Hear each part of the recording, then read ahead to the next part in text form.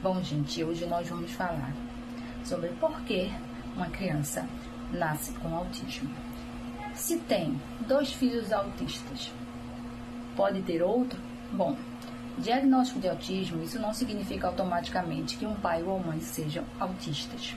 O autismo ele é uma condição complexa com forte componente genético. Pode acontecer que o pai, a mãe, juntou os seus genes e gerou o autismo, mas não é simplesmente herdado como uma característica única. Estudos mostram que em muitos casos do autismo, ele surge devido a uma condição genética de fatores ambos os pais. Mesmo que nenhum deles tenha um diagnóstico, mas geralmente um pai, uma mãe com 2 filhos autistas, geralmente o pai ou a mãe é autista. Porque o autismo ele não é uma doença contagiosa, ele não é doença, ele é um transtorno. A genética desempenha sim um fator muito importante na ocorrência do autismo. A probabilidade de um segundo filho aumenta quando se tem o primeiro autista. Aumenta muito. A combinação desse gene de ambos os pais pode sim levar ao autismo. E é importante entender que a experiência de um filho autista não necessariamente significa que os pais são autistas, mas em muitos casos de ter filhos autistas, acontece sim que um pai ou a mãe sejam autistas. A probabilidade acontece o seguinte, vamos analisar a questão das mutações genéticas, né?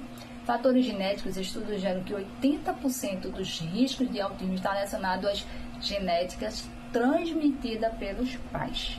Esse risco ele é aumentado se o filho tiver o transtorno de 6 a 10% para um pai ter outro filho, se vier do pai.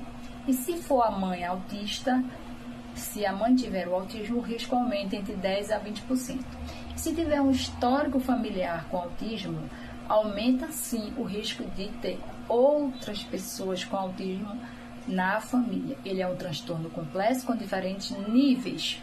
A herança genética é apenas um dos fatores que contribui. Existem vários outros fatores, como fatores ambientais, como os genes que eu acabei de falar para vocês, e é importante sempre procurar um aconselhamento médico diante de um quadro de autismo. E quando tem um caso na família, é sempre importante procurar um médico para saber a possibilidade do seu filho nascer autista. Entenda, se tem um ou mais filhos autistas, a probabilidade de um pai ou a mãe ser autista é grande, mas não é a única ocorrência. E se o pai ou a mãe já sabe que é autista, a probabilidade de ter um filho ou uma filha autista aumenta muito.